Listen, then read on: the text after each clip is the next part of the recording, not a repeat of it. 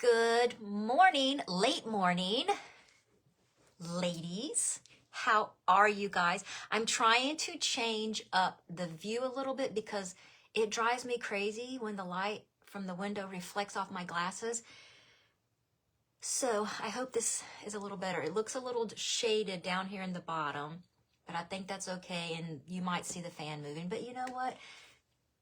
Just trying to get on here live and make this little video.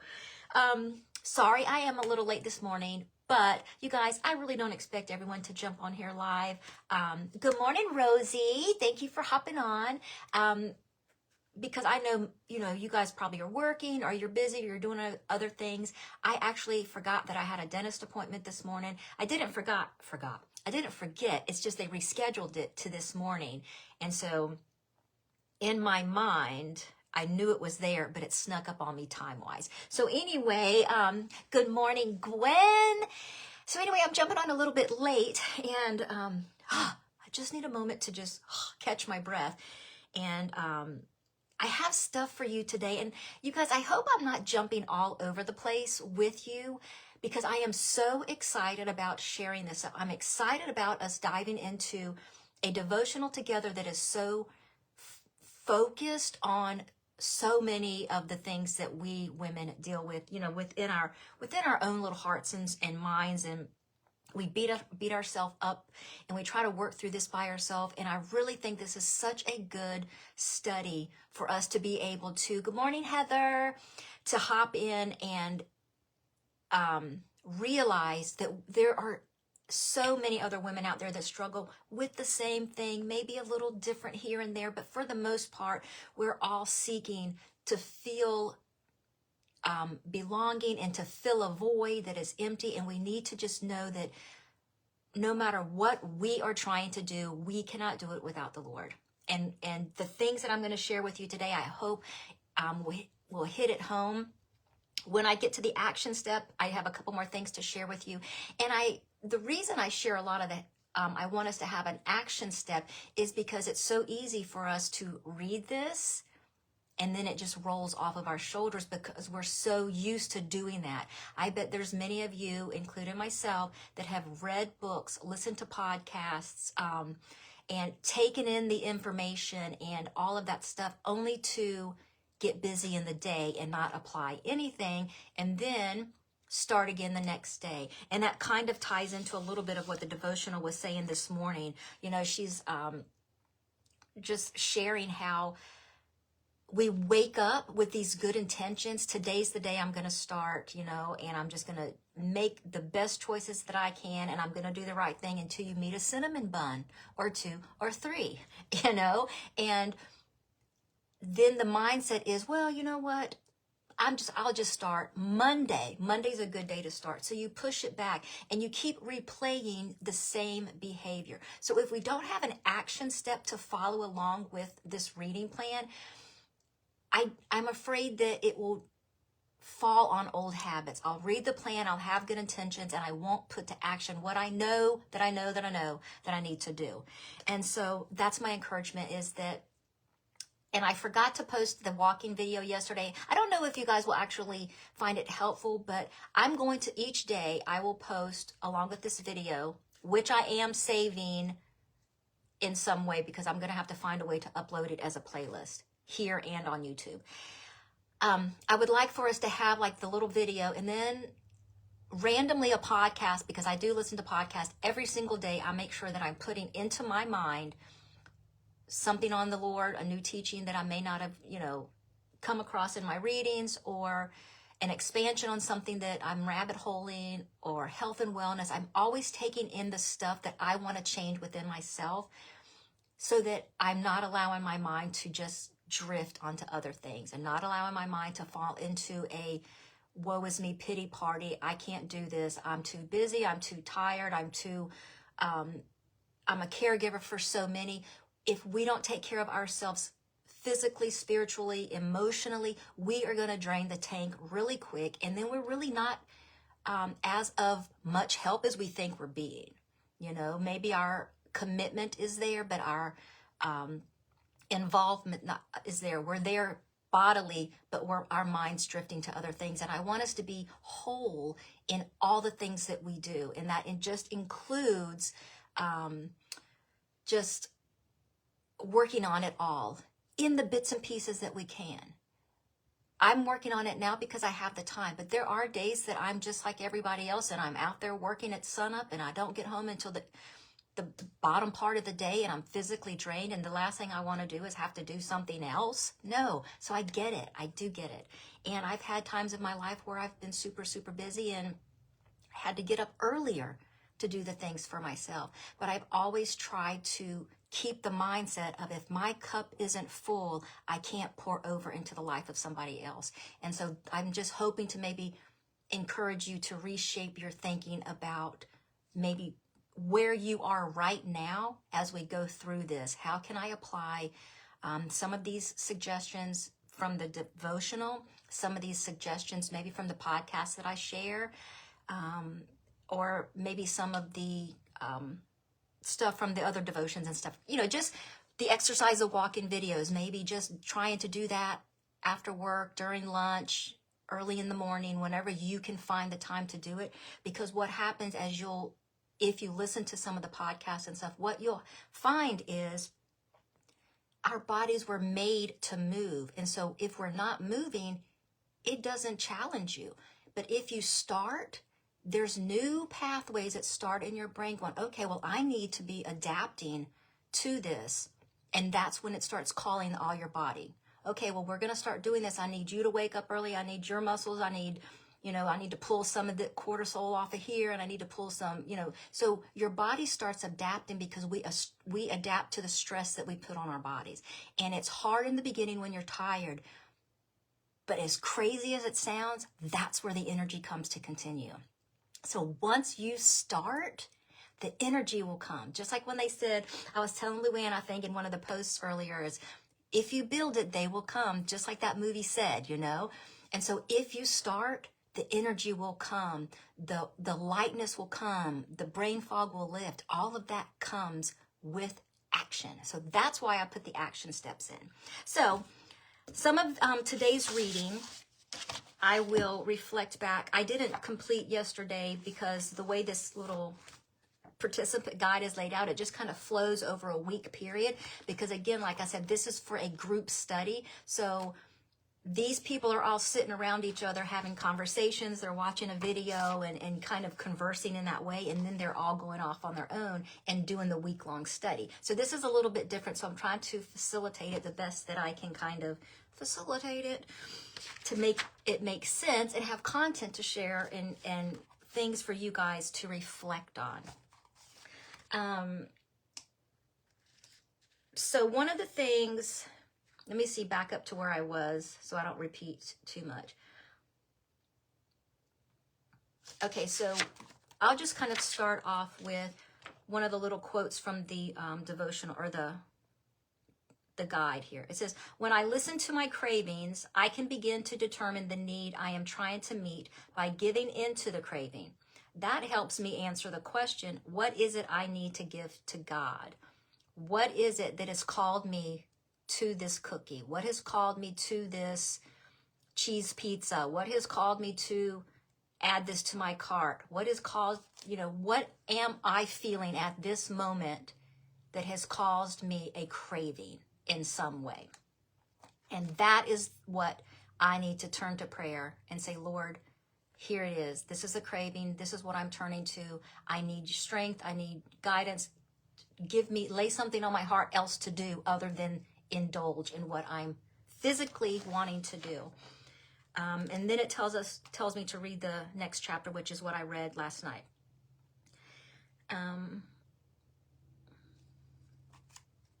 And the struggle, it says, if you struggle with food, at some point we have to wrestle with a very raw question. Is it possible that we love and rely on food more than we love and rely on God? And that was mentioned a little bit yesterday in some of the readings. And I led up to that as saying a lot of times that I fall on that is it's just because I can touch it. And in that moment, I can feel that initial immediate gratification of having it.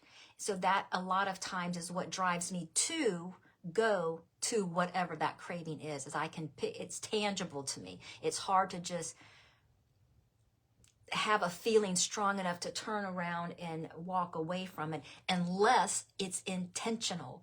And it's not easy. It's not easy to flip the switch, It does take a desire, it does take a want to, and it's something that we have to make a decision that it's what I'm going to do, even when I don't want to, even when I feel like I'm just going to indulge and then I'm going to try again later, because that's kind of what she was saying earlier. I'm going to start, I have good intentions, but I'm going to give into the cinnamon roll because the plan wasn't set. It wasn't a commitment. It wasn't a truly desired commitment that we have to make with ourselves. So one of the questions that for the group to kind of ponder on, you guys too, and put it down in your journal, is she's asking you, out of these items that I'm going to read off to you, from a 0 to 3, how does that make you feel? What is it that you're seeking in that moment? So when I need comfort, is food rarely what I turn to? Is food occasionally what I turn to? Is it frequently what I turn to? Is it always what I turn to? So when you need some comforting, is food your first choice? And then she wants you to rate it on a 0 to 3.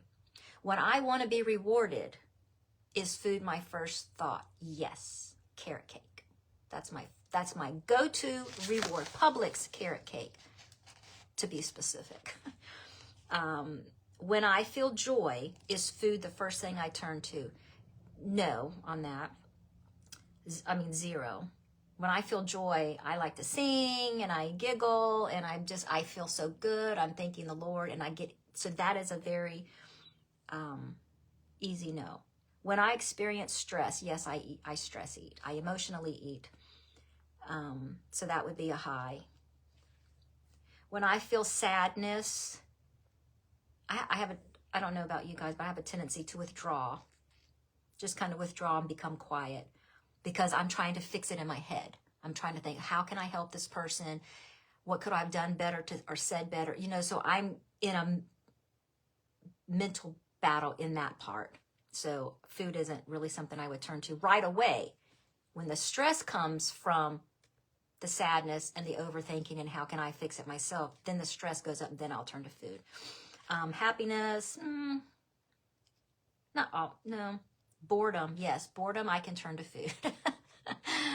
Which is what I did the past few weeks when I was binge watching The Chosen, is popcorn. And that's what I was sharing with you guys. I was just, why was I eating this popcorn? It's because I'm sitting there watching TV and just indulging myself, watching The Chosen and seeing scenes that I hadn't seen before and making connections that I hadn't made before. And my body responded. So that's kind of a fun little exercise. 0 to 3 on how are you drawn to these emotions? What draws you to your craving the most? Because that's what you need to take to God in that moment.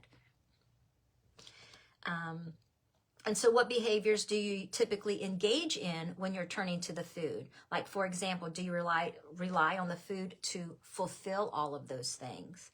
And how do you imagine your behaviors might change if you were able to turn to God at such a time? What specifically would you do or not do instead? So if you were having a super stressful day, what is something that you could do instead of your usual habit? Well, you could turn to prayer. You could, if it wasn't maybe a hard time of your day, maybe you could just go outside and walk. I don't know, walk to the front yard, walk to the backyard, walk around the block, just something that maybe activated a different response to that feeling. Deep breathing, that is always something that has helped. And the reason that it does is because it sends a signal within your chemical makeup to relax. And those are things that physically that you can do to change some chemical activity that's happening, because all these emotions come from our thinking. And when our thinking, it changes our chemical balance. And so all of this comes into play. So we can't just read a devotional without knowing the other things too, the other things that we need to work on. And so when feelings arise, when you consider the prospect of not relying on food, what feelings come up with that? Do you become afraid? Well, that's really hard, Rhonda, because I'm trapped inside all day long and my job is stressful. How could I possibly change that? Get up and go to the bathroom. Take a potty break. Do some deep breathing in the stall. Come back. It's not saying that, oh, well, you need to do this for 30 minutes.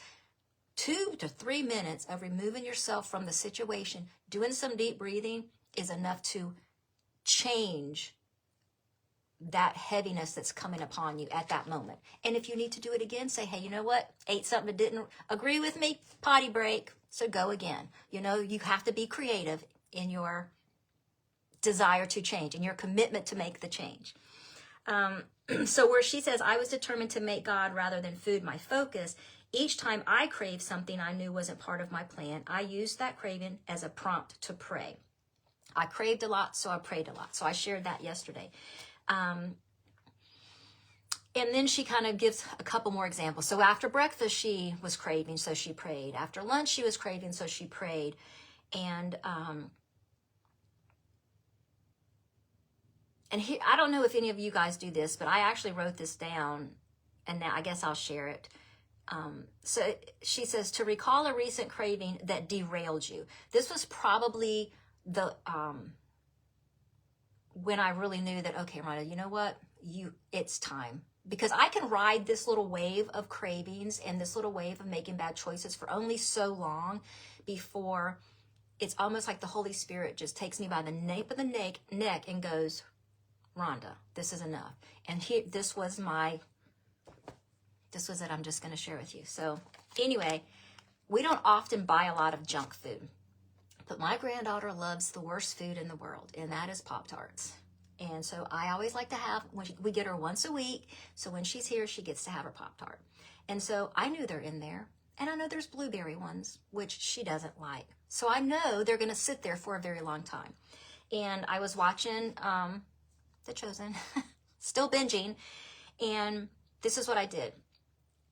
The thought came in my mind, oh, there's Pop-Tarts in there, the blueberry ones. She's not going to ever eat them. Nope, I'm not going to do it. Sip water, sip water, sip water. Yeah, but you know what? If she doesn't eat them, they're just going to sit in there. They're going to go stale. Yeah, okay. So I get up and I go get them and I'm eating them. And after the first bite, y'all, it's like, wow, wow, wow. And then you know what happens? I see Wade pull up because he wasn't here. I see him pull up and I'm like, oh, well, I don't want him to catch me eating this. So I take the wrapper, I go and I stick it in the very bottom of the trash can and I'm eating. And as he walks in, he's like, what are you eating? I'm like, Pop-Tart. So that's that hidden, that guilt and that shame, because I know what I'm doing. I know how my body is going to respond to it. But the craving was so strong, I did it. Guess what happened? He did the same thing. So not only are you doing that to yourself, the people who are watching you can take it as, oh, well, that's okay because she did it. Gonna get me some. You know what I mean? So you kind of, it's like a chain reaction. So that was when I really decided that, yeah, I'm gonna make the change. I'm gonna make the shift. Mentally, it's gonna be difficult, but that's okay because that's what God's for. When I can't get there, when I get to the end of my rope and I'm hanging on, that's when I'm just like, okay, because I can't do it alone. We can't do it alone. That is what he's for. I made a little note that says, you know how we always say another day, another time, and there's no day like, I'll start Monday, the first day of the week. And that reel goes on and on and on in our mind. And it's like, this all has to stop right now. When we admit our limit, it opens the door for Jesus. When we take our hand off that rope, off that wheel, and we say, you know what? I can't do this. You watch me every time turn to what you know is bad for me, and I do it with shame and guilt and all that other emotional baggage that comes along with that. And so we have to rewrite that script that we tell ourselves. We have to say, I was made for more than this. I can accomplish what I need to do when I take this to the Lord in prayer. When I take my hands off of that Pop-Tart or that whatever at that time it may be, if I truly take my hand off of it, I'll get through to the next one. And that's all we have to do is get through to the next one. And so Ephesians 1:18 through 21 was the verse that she had popped out this morning in our devotional. And it says, I pray that the eyes of your heart may be enlightened in order that you may know the hope to which he has called you, the riches of his glorious inheritance in his holy people, and his incomparable great power of those who believe. That power is the same as the mighty strength that he exerted when he raised Christ from the dead. Y'all, he ain't weak. He's not a weak God, and he's got us. He's promised us. And anytime we step out of that promise and we compromise, like we read through a little bit yesterday, then we're stepping out of that. And that's on us, because he's saying, hey, I got you. So don't compromise. Step into that promise that he has the strength to do this for us and alongside of us, because it's not just up to him. He calls us to walk with him. Pick up your cross and follow me. So we're still going to have stuff that we have to lug around and work through as we follow him. And let's see. And I want to also give you an encouragement of what it may feel like when this happens, because this is something that I've recently been noticing. And I don't know if you follow me on my YouTube, but I've been sharing that my word of the year is content, and having contentment in my current situation and with the current things that I have, so that my online shopping is just cut down, because I needed to know that I am so blessed where I'm at.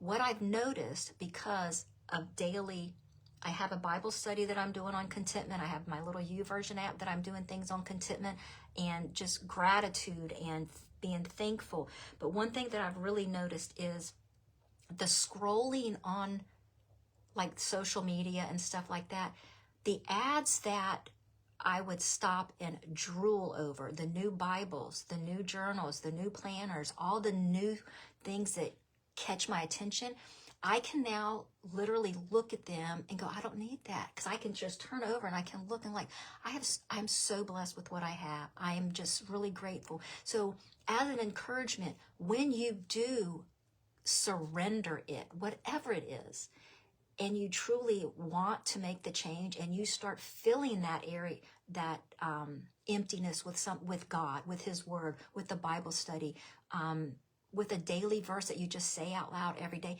it changes you. And those things that grabbed your attention, that food that grabbed your attention, it just shifts, and the desire isn't as strong. And it's a slow process, because I'm feeling it. I'm feeling it happen now. Even as of yesterday, I'm feeling it happen. And it's just an encouragement to know that he does work when you work. When you guys are working together, it's like a well-oiled machine. So keep that in mind too, as going forward.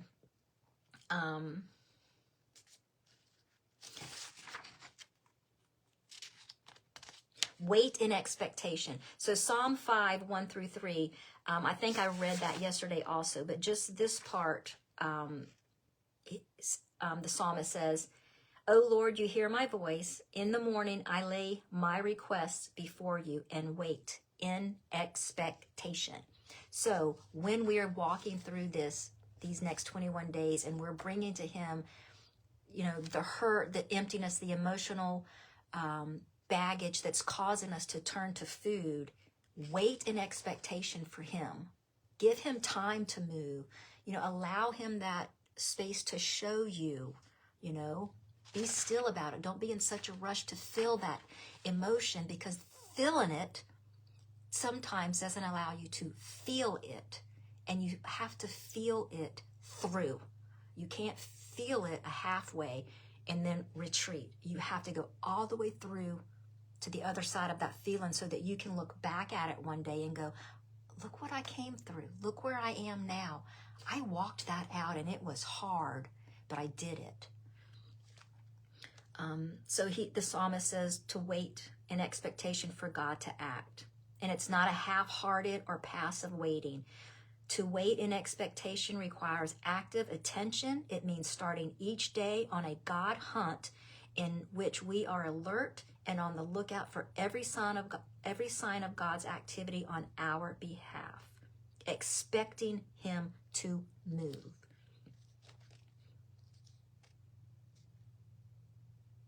And then she shares with how in that psalm also it says, you surround them with your shield of love. And the word study on that particular kind of shield it's a full body shield. It's where you are covered from head to toe. It's not a teeny tiny little shield that you hold up to, fight off what's right in front of you. It's a full body shield. So it's things coming from all directions that he will protect you from when you tell him, hey, I can't do this by myself. Okay, those Cheez-Its, I got you. They can come from you at every angle. You're not going to get through. That craving's going to pass, and you filled it with me, so you're stronger for the next time, because it'll come back again until you're so strong that when you look at it, you see it different.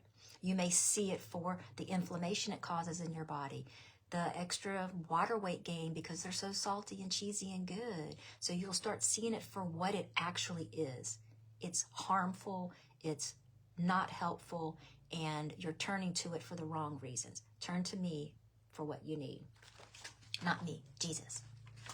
And so that's kind of what the little study guide was talking about. Just kind of an extension from yesterday a little bit. And so from reading this book, this is where she talks about, 1 and 2 cinnamon rolls later, kind of what I was sharing earlier. And how her daily routine was, she'd get up and she'd go to the bathroom, she'd do her thing, she'd take her hair ponytail down, be as naked as she possibly could, stand as light as she could on the scale, only to be disappointed. And it was like a Groundhog Day. Every single day, the same thing in her mind that was just so defeating for her. So even before, when intentions were strong for the day, when we get up and we're going to make our attention, if we do that same routine, the end result will be the same. So the only thing that I would suggest, if that's your routine, is to shove that scale under the bed, under the dresser, wherever it is, and don't step on it again until you have overcome that particular routine. If you get up and you have, a certain ritual where you turn the news on, and you have this negative stuff coming in because you want to know what the weather's like, look on the weather app. Just go straight to the weather app. Am I having rain today? If you got a watch, look on your watch. Is it raining in my area? But take away whatever you usually do and replace it with something else or nothing. Have quiet time. Put some praise music on and just do your routine without having negative input coming in, because all of that stuff just recreates that same reel and it's not allowing any kind of change. Even another good thing you can do is, if you're getting dressed, is just put the Bible app on, reading, and let your whoever voice you pick, let them read the Bible to you. Pick a book. Pick Ephesians, Philippians, pick a book and let it be read to you. The word going in lands every single time. We may not be able to read the book today and then recite it tomorrow, but every day that we are in his word and we're taking it in, it's landing and it's seeding itself, because the Holy Spirit will throw it out at you one day. You won't even know that. You're like, I didn't know I knew that. I know we're in the Bible. You know what I mean? He'll throw it back out at you to remind you of something. Don't act like that. Watch your tongue. Tame your tongue. Be slow to anger.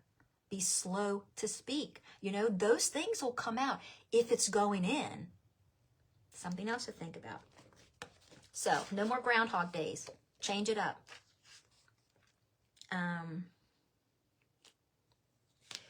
Another thing sometimes about the cycle of that is, who could I talk to about this?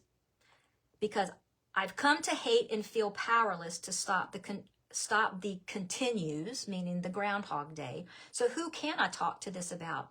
If I admit my struggles to food with my friends, they might try to hold me accountable the next time we go out. And what if I'm not in the mood and I don't want to be questioned and I want my nachos and dip?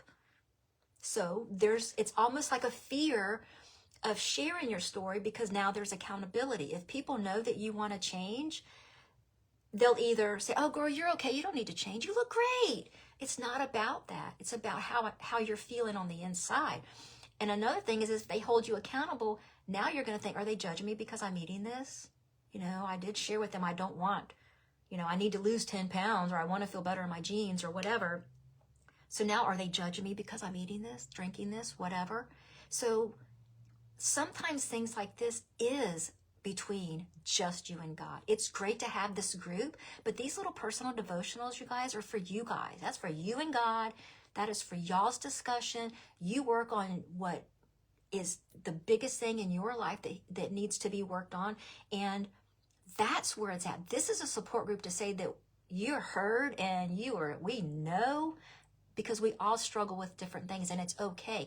And yeah, we're going to hold you accountable because you're saying this is what you want to do. But ultimately, you're accountable to God, the commitment that you make between the two of you. Because we're human, we know we're going to slack up. And we'll be fine with it. You know what I mean? If you request him to help you, he's going to want to help you. And you're going to want to be successful in that. Because that's a working partnership, you know?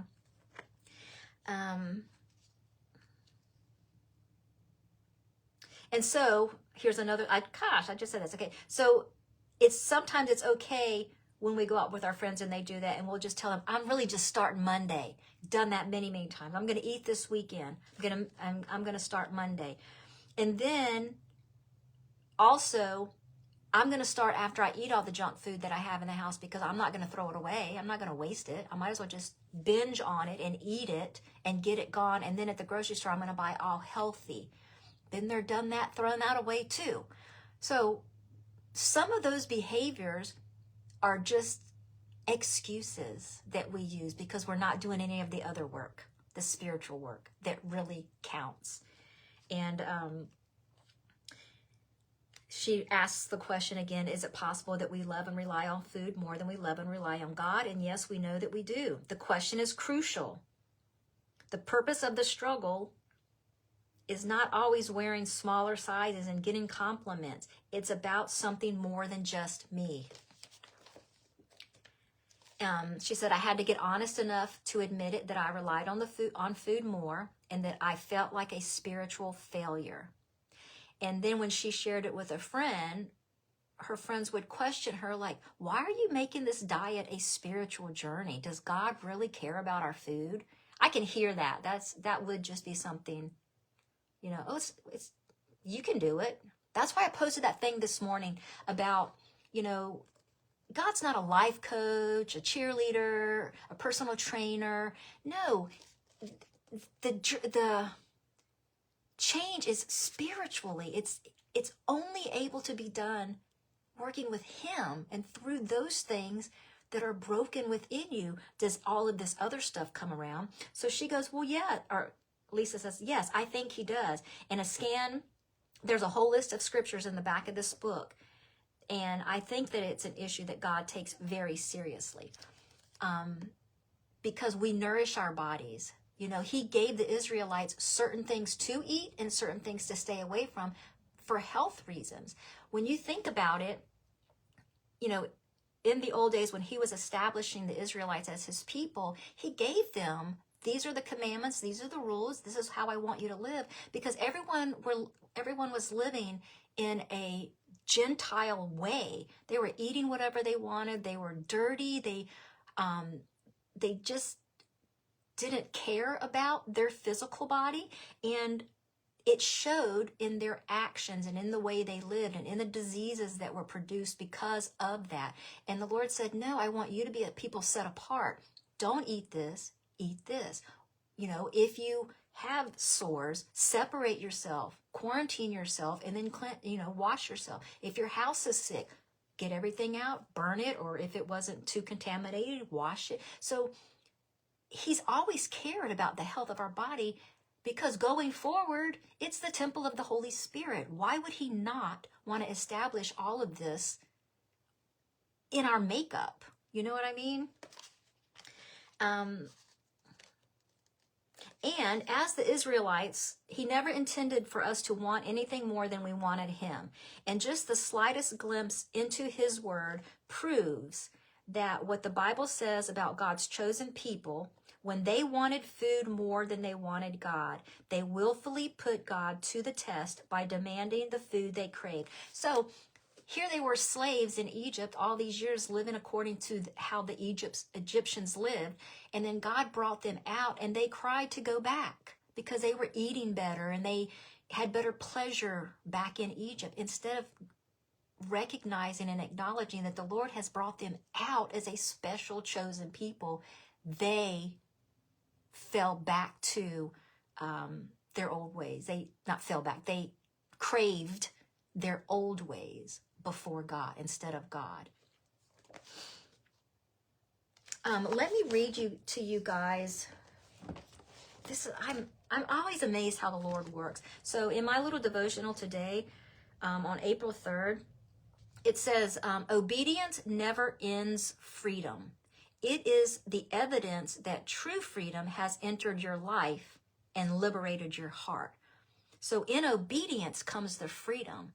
And what he wrote, it says, I have been liberated, set free, and given new life, new hope, new motivation, and new peace of heart and mind. No, I have not been freed from the authority of another. I have not been freed to walk my own way, to write my own rules, or to do what I choose. No, I have been given the best of freedom. I have been freed.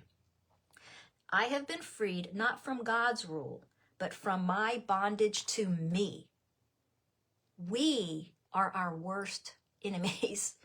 We are the ones who keep us in a prison. So following, obeying, and serving, submitting to God is the thing I was created to do. So it is the place where true freedom is to be found. Rebellion never gives life. Self-rule never brings freedom. So grace has worked to rescue me from me so that I can know the true freedom of serving him. And then I just wrote in there, created to crave God, because it just went so well with our study on craving. We were created, and we hold ourselves back, I think, in order to please ourselves. Something to think about. And so I made a little note in here that we actually always fall back into captivity. Just when we get a little bit of freedom, we get a little prideful, a little arrogant, and we recapture ourselves into our own bad behaviors. It's a vicious cycle. I've visited it so many times.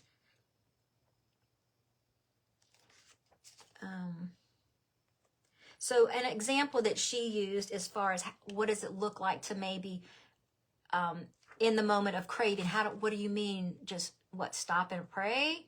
What does that look like? So she says, God, I want a biscuit this morning. Instead, I'm eating poached eggs. I'm thankful for these eggs, but I'll be honest in saying my craving for other things are hard to resist. But instead of wallowing in what I cannot have, I will be grateful in the choice I've made. So then she goes on, and now it's 10 o'clock, and she's like, I'm craving again. I want those snack crackers. Then a little bit later, God, it's lunchtime and all my friends are heading out for Mexican. I love Mexican. I could seriously justify myself right into a big bowl of chips and guacamole right now. It's been a tough day. I'm tired. But I'm choosing to pray instead of getting stuck in my cravings. Help me, God, to be satisfied with healthier choices. And you know what's so funny? Is when you do that, y'all, it's like a 5-minute thing. It doesn't take very long. That taking that thought captive and giving it to the Lord and choosing something else will satisfy that same whatever that you're having, but just in a healthier way.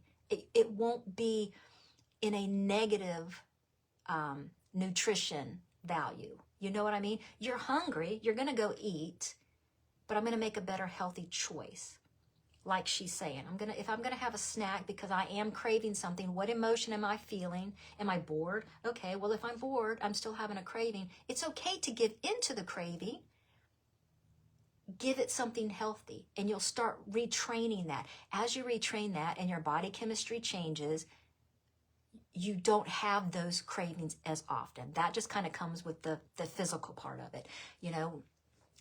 But you're still addressing the emotional and the spiritual part because you're taking the time to stop.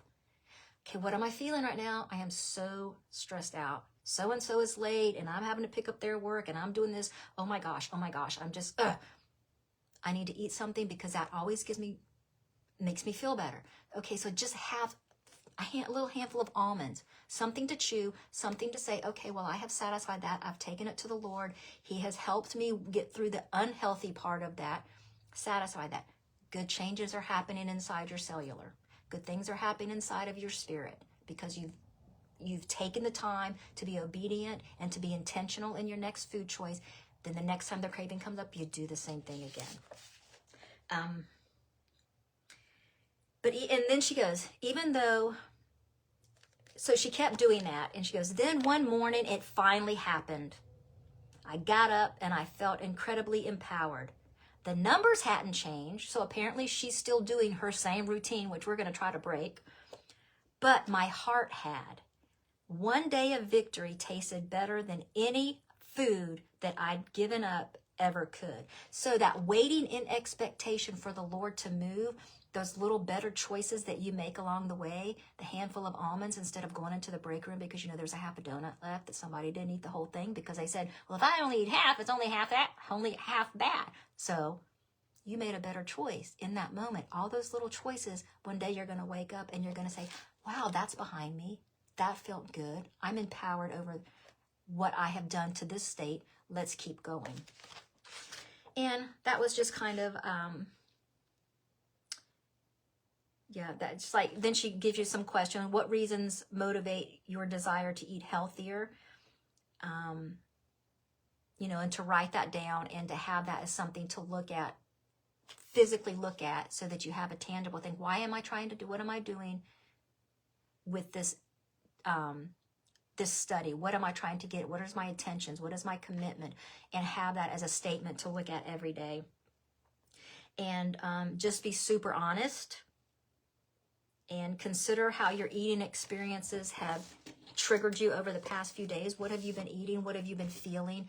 What have you given into? What have you withheld from and feel a little bit more empowered for?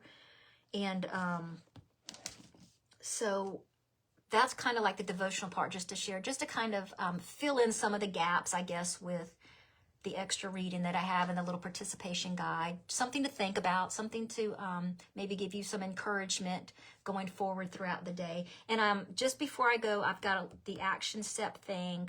And then I wanted to show you, because I showed you some of the supplements yesterday that I take on a daily basis, but sometimes a visual is helpful. So this is the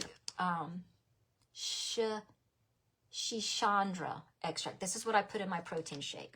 And that helps with like cognition, brain fog, gives you like a clean sense of energy. So if you're a caffeine junkie in the afternoon, like if you hit, 2, 3 o'clock in the afternoon and you're like, gosh, I'm just going to have to go to Dunkin' and get me one of them coffees with extra shot of whatever, this is a better choice. This is lifts the brain fog, and I just add it in my shake, and it, just something that I do every day. This is the particular shake. I told you it was coming. I didn't have it to share, but it's from Flav City. This happens to be the chocolate peanut butter. It mixes super well just in a shaker cup and a little whiskey ball and water. I mean, it's really hard to find a shake that mixes like that, and I have tried so many, so that one I'm stuck on it. Clean ingredients. It's grass-fed, 100% whey, no gluten, and it has collagen, because collagen's another good thing that we need as we're getting older. Adaptogens. It has, all those things that pick up it's antioxidant, so it's helping to take all the oxidation that we have from our bodies from, the stress that we put on ourselves. And so it's just a really good clean protein, and I've been drinking it since last summer, so it's been really good. And then the 2 supplements that I told you was coming is my berberine, I forgot to tell you, and then my chromium. So those are the 2 other supplements I take in the morning. So that's just kind of my short and sweet little routine as far as the extra stuff that I try to do to help reduce cravings, oxidation, and just help with my brain fog. I mean, we all have it. It's in any way we can combat it. Now, I shared a couple videos for you guys in there, or podcasts, not videos. This is a fairly new follow for me. Dr. Stacy Sims is a new follow for me. I saw her on another podcast. She really talks about women's health and women's the exercise physiology of how our bodies respond to the exercise we do. And y'all, it's rocking my world, because it's causing me to realize how damaging my past has been as far as my understanding of how female bodies work out. She takes you down in some of these podcasts. Now, I'm going to share one today that I listened to on my way to the dentist. And even that, I was like, oh my gosh, that's another new info. So even if I share a couple of the same podcast with the same lady, she hits different things. Just like as I'm reading with you guys and we're reading the same devotional, trying to just bring it out a little bit more, adding a little bit more thought to some of the things that were put in the effort of making the Bible plan. The podcasters are asking her a few different questions. I am just blown away. So one of the things that she shared that I instituted just this morning is protein coffee. This girl has never heard of protein coffee, had no idea what protein coffee was.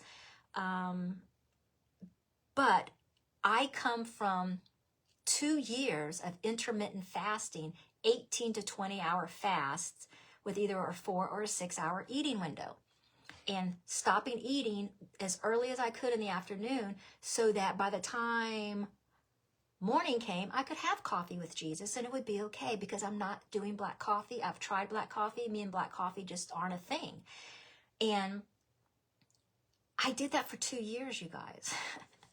In the beginning, yes, it helped me drop weight because it helped me to balance some hormones. It helped me to lose some fat, but also what it was doing, without my understanding, because I didn't catch this part, I didn't listen to the right person for this part, or whatever reason, I was searching for what I wanted to find, and that's what I found. That's something to think about for a minute. You will always find what you're searching for. How can I lose fat fast? Fasting will make you lose fat fast. But you know what it also makes you do? Lose muscle and bone. They don't tell you that part because they want you to fast. And we are not little men.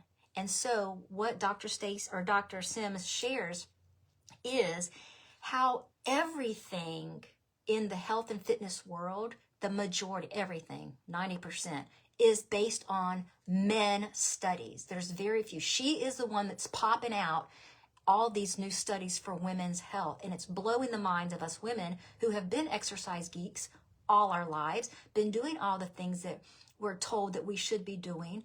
Come to find out we have been damaging ourselves and are not reaping the best benefits that we could for our bodies. Our genetic makeup is different. Men and women are different. Just because we have two X chromosomes, our fat is different, our muscle fibers are different. Men have more, they call them like twitch fibers in their muscle that allows them to have muscular change better than women. She explains this breakdown, which brings me to protein coffee. The biggest problem as we age and our hormones start doing their hormonal thing is the dealing with cortisol. Cortisol is a great thing in its day, but it helps us to regulate our circadian rhythm. And when our cortisol is off kilter, because our sleep is off kilter, we're going to store fat in our belly. It just is what happens. And then when our cortisol is all wonky, our hanging on female hormones are wonky. So everyone's in a state of imbalance. And then we wonder why we're gaining weight here. Our boobs are getting bigger, our guts getting bigger, but we're working out, we're eating the right things, but we're not losing weight. We're not seeing, changes in our body. And so what she suggested and how she explained it was brilliant. When you wake up in the morning as a female, our instinct, our baseline cortisol is already high because we have to get started for the day. Kids up, go to work, get breakfasts, get lunches, get, husband out the door. We are programmed that way. And within the first 30 minutes of the morning is when our cortisol is the highest. And what we usually do is go straight to the coffee machine, turn the coffee on, get some caffeine, and just bust through it. And two things happens. One, that's more of a stressor. Two, you don't get the full benefits of the caffeine because caffeine is good for us when it's time to have caffeine. And so what she explained was the first thing that we need to do in the morning is have a little bit of protein within those 30 minutes of waking up. And y'all, that first my jaw hit the ground because I'm like, girl, I do not eat first thing in the morning. Food is like the first thing from my mind because I'm going to work out. I don't want to get nauseous. I don't, want to have, when I'm doing a sit-up or whatever, have it flush back up in my throat. No, I'm not eating before I work out. Fasted workouts are better. So she goes on to share that. But for this action step today, if you are a coffee drinker, and I would encourage you, add a little protein to your coffee because what it does is it tells that cortisol, I've got you. This next few hours while I'm rushing around this morning, I'll be eating, but right now I'm going to give you a little bit of something to keep you settled. Because what happens is the cortisol thinks it's not going to get fed, so it will start breaking down our muscles and our bones because it says, she's going, she's getting up, she's moving, she's not going to feed us. So it'll start breaking that down. So if we give it, and she says even at like 15 grams of protein, just a little bit. So the protein coffee was her solution for that because she's not an eater either. So the night before, she gets a little bit of unsweetened almond milk, puts a scoop of her protein powder or whatever protein powder you want to use. She mixes it up because protein powder mixes best in cold. She mixes it up, fixes a little shot of espresso or coffee or whatever you want, and she pours it in there and sticks it in the fridge. So in the morning, she gets up, goes to the fridge, takes it, mixes it, and that is just enough to get her going. So she's getting her caffeine, but she's not getting it with a spike within the spike of her cortisol because she's feeding her cortisol and her cortisol is starting to simmer down. So it's learning things like that is how it's going to best affect our bodies. Men can get up and slap a full breakfast in the morning and they're still going to be not having to deal with the cortisol like we do. It's just their bodies are different than ours. So I'm going to post the video. What I'm going to try to do each day is post one of the videos that I watch for education on like our female bodies. It may be different podcasters, but right now I'm kind of on a kick with her because she's just like blowing my mind. The protein coffee, try the protein coffee. And I'm going to post every day the video that I do in my walking in the morning. And I do know that when you're watching her podcast, she shares all different kinds of, we need to do resistance training, strong training for women, working out, like heavy lifting. She calls it a 5x5, so I'll do some research more on that. She does say we do need to do a little bit of cardio, a little bit of sprinting, things like that, but also the recovery, what I'm taking in as the month of, for this month, for this challenge here, this Bible reading, is just recovering my body, because I have done so mismanaged over these years. And while you may look good on the outside, cellularly, I said this the other day, just like that, messed up, we're not. And so I want to kind of take a little bit of time to reevaluate, okay, where is my starting point right now? And me doing that is taking my walking. And so that's what I'm going to be sharing. So each day I'll share a walking video. I would encourage you to do it. Even if you can only get on and do 15 minutes, it's making a new neural pathway. It's saying, hey, this is something that we're trying now. And give yourself time to acclimate to that. And then watch the educational video. And I hope with that combination, it'll just really get your mind refocused and thinking, and get it out of the box that it may be in, that we are stuck in, thinking one way or the other. And just pray about it. Pray that, Lord, you see me working hard. You see my heart. You know the desires of my heart. I've been like this for so long. I need you to give me the strength to do this. And he will carry you through that, as long as you're walking too. There's a time when he will carry you, and then there's a time that you have to carry your life and the things that you know that you can do till you get to that point where you can't. And that's when he picks it up. And so in closing, I wanted to read the little prayer from my devotional. It's a prayer and it's a confession. And I thought it was just so timely for us. So this is the prayer. It says, Lord, I thank you for this word from you that has spoken so directly into my life today. It's true that I feel very alone and trapped in the situation I'm facing right now. I don't know what to do, what step to take, what to say, or where to turn. I've tried to give the problem to you, but in some way I've continued to carry part of the load myself, and it is starting to break me.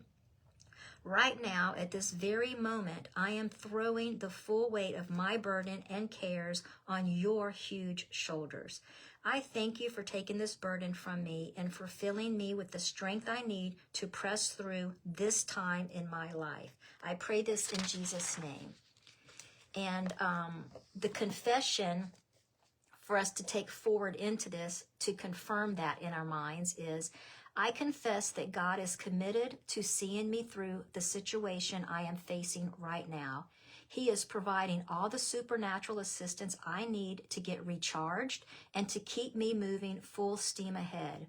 Even though I am tempted to feel isolated and alone, I am not alone. God is filling me with power. He is surrounding me with angels, and he is ready to provide me with anything else I need to keep moving forward to fulfill his will for my life. I declare this by faith in Jesus' name. So that was just so fitting. He's so funny like that. He just lines things up, and he just says, read this one. This is a good one. And it just hits me in my quiet times in the morning. So anyway, I hope this video was encouraging to you guys. And make sure to leave any questions or comments that you might have below. And, going forward, if there's something more you want to kind of focus on, maybe menu prepping or planning or something, I can kind of maybe pull some of that together. And just kind of give us some ideas on how to support each other through this as we personally take our journey and do what we need to do, but also as a community effort and a little group effort to support each other in that. And I look forward to seeing you guys in the next video.